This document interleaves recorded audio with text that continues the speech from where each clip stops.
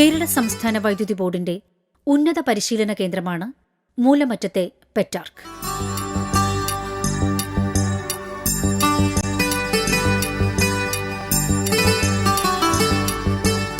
പെറ്റാർക്കിലെ model പാർക്കാണിത്.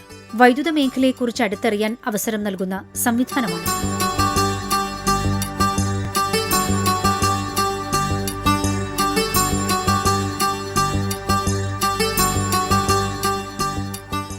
ഇത് പ്രവർത്തിച്ചുകൊണ്ടിരുന്ന ഒരു ജനറേറ്ററാണ്.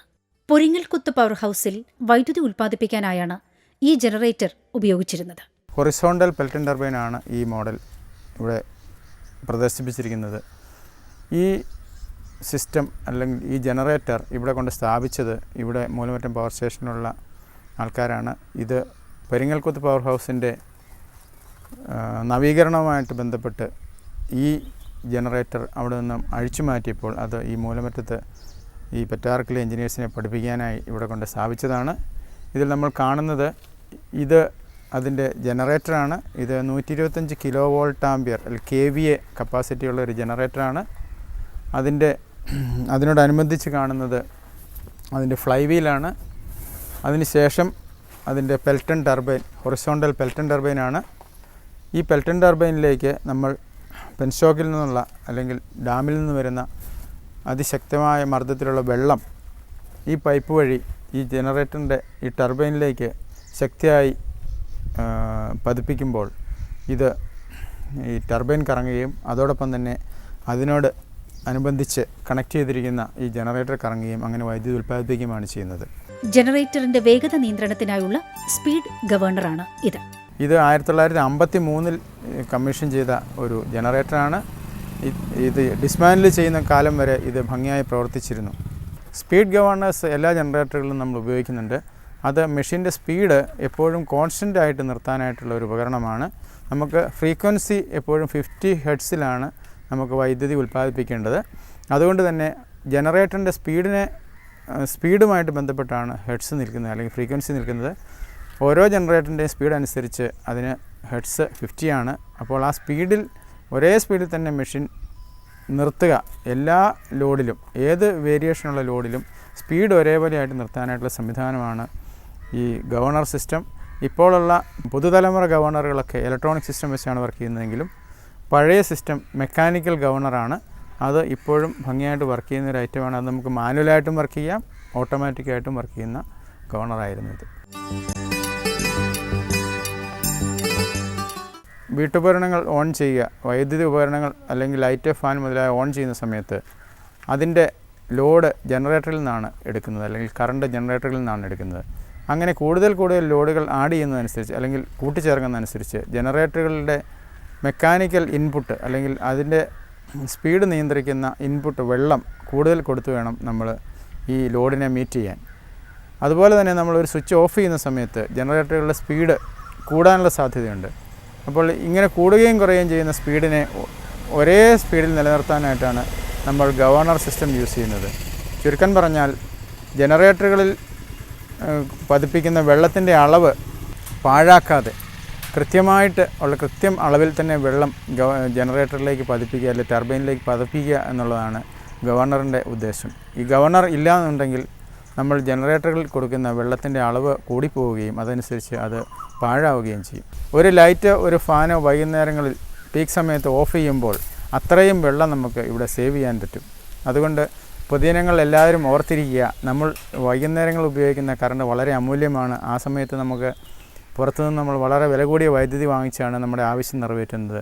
അതുകൊണ്ട് നിങ്ങൾ എല്ലാവരും ആ കാര്യം മനസ്സിലാക്കുക. ഒരു ലൈറ്റോ ഒരു ഫാനോ ഓഫ് ചെയ്താൽ പോലും അതിൻ്റേതായിട്ടുള്ള വെള്ളത്തിൻ്റെ ഉപയോഗം കുറവ് വരുന്നതായിരിക്കും. കേരള സംസ്ഥാന വൈദ്യുതി ബോർഡ് ലിമിറ്റഡിന്റെ മൂലമറ്റത്തെ പരിശീലന കേന്ദ്രമായ പെറ്റാർക്കിലെ മോഡൽ പാർക്കിൽ പ്രദർശനത്തിനായി ഒരുക്കിയിരിക്കുന്ന റണ്ണറാണിത്. ടർബൈൻ ബക്കറ്റ് എന്നാണ് ഇതിന് പറയുന്നത്. ഇതിൽ ഒരു പൊട്ടൽ വീണിരിക്കുന്നത് കാണാൻ പറ്റും. ഈ പൊട്ടലുകൾ വീണ് കഴിഞ്ഞാൽ ഈ ടർബൈനിൻ്റെ ബാലൻസ് നഷ്ടപ്പെടുകയും ജനറേറ്ററിനെ ആകെ ബാധിക്കുകയും അതിൻ്റെ മെക്കാനിക്കൽ ബാലൻസ് പോവുകയും ജനറേറ്റർ പൊട്ടിത്തെറിച്ച് പോകാൻ വരെ സാധ്യതയുള്ള ഒരു വളരെ ക്രിട്ടിക്കലായിട്ടുള്ള ഒരു ഉപകരണമാണ് ഈ ടർബൈൻ. അതുകൊണ്ട് ഇതിൻ്റെ റിപ്പയർ മെയിൻ്റനൻസും വളരെ പ്രധാനപ്പെട്ടതാണ്. കാലാകാലങ്ങളിൽ അല്ലെങ്കിൽ ഓരോ 1000 മണിക്കൂറും ഇത് വർക്ക് ചെയ്തതിന് ശേഷം നമ്മൾ ഇതിൽ എന്തെങ്കിലും തകരാറുകൾ ഉണ്ടോ എന്നുള്ളത് നമ്മൾ ഇൻസ്പെക്ഷനിലൂടെ മനസ്സിലാക്കും. സാധാരണയായി നമ്മൾ ഇതിൻ്റെ ക്രാക്കുകൾ കണ്ടുപിടിക്കുന്നതിന് 3 തരം പരിശോധനകളാണ് നടത്തുന്നത്. ഒന്ന് ഡൈപെനട്രേഷൻ ടെസ്റ്റ് എന്ന് പറയും, അതായത് ഇതിൽ എന്തെങ്കിലും ക്രാക്കുകൾ ഉണ്ടോ എന്നുള്ള കണ്ടുപിടിക്കാനായിട്ടുള്ളൊരു പരിശോധനയാണത്. കൂടാതെ മാഗ്നറ്റിക് പാർട്ടിക്കിൾ ഇൻവെസ്റ്റിഗേഷൻ എന്ന് പറയുന്ന വേറൊരു പരിശോധനയുണ്ട്. ഇതിനും പുറമെ ഏറ്റവും കൃത്യമായ പരിശോധന എന്ന് പറയുന്നത് അൾട്രാസൗണ്ട് സ്കാനിങ് ആണ്. നമ്മൾ സാധാരണയായി നമ്മുടെ ശരീരഭാഗങ്ങളൊക്കെ സ്കാൻ ചെയ്യുന്ന പോലെ തന്നെ ഈ സ്റ്റെയിൻലെസ് സ്റ്റീൽ ബക്കറ്റിൽ എവിടെയെങ്കിലും നമുക്ക് മനുഷ്യദൃഷ്ടിക്ക് ഗോചരമല്ലാത്ത രീതിയിലാണ് ഇത് പൊട്ടൽ വരുന്നത്. അപ്പോൾ അത് കണ്ടുപിടിക്കാനായിട്ട് നമ്മൾ ഇതിനെ അൾട്രാസൗണ്ട് സ്കാനർ ഉപയോഗിച്ച് സ്കാൻ ചെയ്ത് നോക്കും.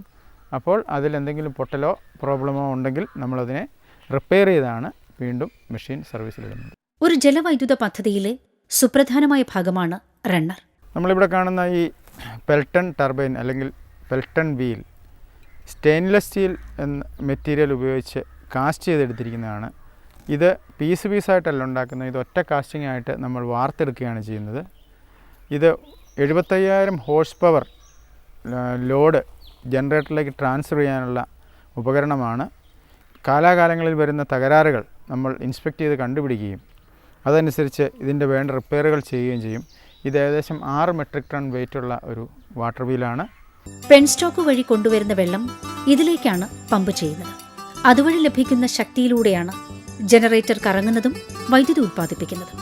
ഇതിലേക്ക് നമ്മൾ ശക്തിയായി വെള്ളം അടിച്ചു കൊടുക്കുമ്പോഴാണ് ഈ ടർബൈൻ കറങ്ങുന്നത്. ടർബൈനോട് ബന്ധിപ്പിച്ചിരിക്കുന്ന ജനറേറ്ററും അതോടൊപ്പം തന്നെ കറങ്ങിക്കൊണ്ടിരിക്കും. ഡാമിൽ നിന്ന് വരുന്ന വെള്ളം നമ്മൾ ഈ ഇഞ്ചക്ടർ അല്ലെങ്കിൽ നോസിൽ വഴി ഹൈ പ്രഷറിൽ ഈ റണ്ണറിലേക്ക് പതിപ്പിക്കുകയും അതോടൊപ്പം തന്നെ ഈ റണ്ണർ കറങ്ങുകയും റണ്ണറിനോട് ബന്ധിപ്പിച്ചിരിക്കുന്ന ജനറേറ്റർ കറങ്ങുകയും അങ്ങനെ വൈദ്യുതി ഉൽപ്പാദിപ്പിക്കുകയുമാണ് ചെയ്യുന്നത്. ഇത് 1965 നമ്മൾ മൂഴിയാർ പവർ സ്റ്റേഷനിൽ സ്ഥാപിച്ചിരുന്നതാണ്. ഇപ്പോൾ അവിടുത്തെ ജനറേറ്ററുകളെല്ലാം നവീകരിച്ചപ്പോൾ അവിടെ നിന്ന് നമ്മളിത് അഴിച്ചുമാറ്റി ഇവിടെ സ്ഥാപിച്ചിരിക്കുകയാണ്. ഇതിൻ്റെ ഈ ഡബിൾ കർവച്ചർ ഷേപ്പാണ് ഈ ബക്കറ്റിന് കൊടുത്തിരിക്കുന്നത്. ഈ ഒരു ഷേപ്പ് കൊടുക്കുന്നതിന് ഉദ്ദേശം എന്ന് പറഞ്ഞാൽ ഇതിൽ ശക്തിയായി പതിപ്പിക്കുന്ന വെള്ളം യാതൊരു ഒബ്സ്ട്രക്ഷനും കൂടാതെ എല്ലാ ഭാഗത്തേക്കും തെറിച്ചു പോകാനായിട്ട് അല്ലെങ്കിൽ ഇതിൻ്റെ ഹൈഡ്രോളിക് എഫിഷ്യൻസി കൂട്ടാനായിട്ടാണ് ഈ ഒരു ഷേപ്പ് കൊടുത്തിരിക്കുന്നത്. ഇങ്ങനെ ഒരു ഷേപ്പ് അല്ല എന്നുണ്ടെങ്കിൽ ഉപയോഗിക്കുന്ന വെള്ളത്തിൻ്റെ മുഴുവനായിട്ടുള്ള പവർ നമുക്ക് ജനറേറ്ററിലേക്ക് ട്രാൻസ്ഫർ ചെയ്യാൻ പറ്റാതെ വരും. അതുകൊണ്ടാണ് ഇതിൻ്റെ ഹൈഡ്രോളിക് എഫിഷ്യൻസി കൂട്ടാനാണ് നമ്മൾ ഈ ഡബിൾ കർവച്ചർ ഷേപ്പ് കൊടുത്തിരിക്കുന്നത്. ടർബൈനിലേക്ക് വെള്ളം പതിപ്പിക്കുന്ന നോസിൽ അഥവാ ഇഞ്ചക്ടറാണിത്.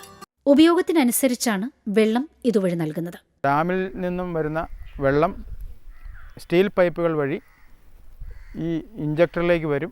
ഇവിടെ ഇതിനെ കൺട്രോൾ ചെയ്യാനായിട്ട് ഒരു നോസിൽ ഹെഡുണ്ട്. അതിൻ്റെ മുന്നോട്ടും പുറകോട്ടുമുള്ള മൂവ്മെൻ്റ് അനുസരിച്ചാണ് വെള്ളത്തിൻ്റെ അളവ് ടർബൈനിലേക്ക് പതിക്കുന്നത്. നമ്മൾ ഉപയോഗിക്കുന്ന കറണ്ട് കൂടുന്നതനുസരിച്ച് കൂടുതൽ വെള്ളം കൊടുത്താൽ മാത്രമേ നമുക്ക് ആ കറണ്ട് ഈ ജനറേറ്ററിന് ഡെലിവറി ചെയ്യാൻ പറ്റുള്ളൂ അല്ലെങ്കിൽ ഉൽപ്പാദിപ്പിക്കാൻ പറ്റുള്ളൂ. ഈ ഒരു ഉപകരണമാണ് ഈ ടർബൈനിൻ്റെ ഇൻപുട്ട് വാട്ടർ അല്ലെങ്കിൽ അതിലേക്ക് പതിപ്പിക്കുന്ന വെള്ളത്തിൻ്റെ അളവിനെ നിയന്ത്രിക്കുന്നത്. വളരെയധികം സ്പീഡിൽ വന്നുകൊണ്ടിരിക്കുന്ന വെള്ളം പെട്ടെന്ന് നമുക്ക് ബ്ലോക്ക് ചെയ്യാൻ ബുദ്ധിമുട്ടുണ്ട്. അങ്ങനെ ബ്ലോക്ക് ചെയ്ത് കഴിഞ്ഞാൽ വെള്ളത്തിൻ്റെ പ്രഷർ തിരിച്ച് പെൻസ്റ്റോക്കിലേക്ക് കയറുകയും പെൻസ്റ്റോക്ക് പൊട്ടുകയും ചെയ്യും. അതിനെ വാട്ടർ ഹാമർ എന്നാണ് പറയുന്നത്. അങ്ങനെ വാട്ടർ ഹാമർ ഉണ്ടാകാതിരിക്കാൻ നമ്മൾ സാധാരണയായി വെള്ളം അടയ്ക്കുന്നത് അല്ലെങ്കിൽ വെള്ളത്തിൻ്റെ അളവ് കുറയ്ക്കുന്നത് വളരെ പതുക്കെയാണ് അല്ലെങ്കിൽ സ്ലോ ആയിട്ടാണ്.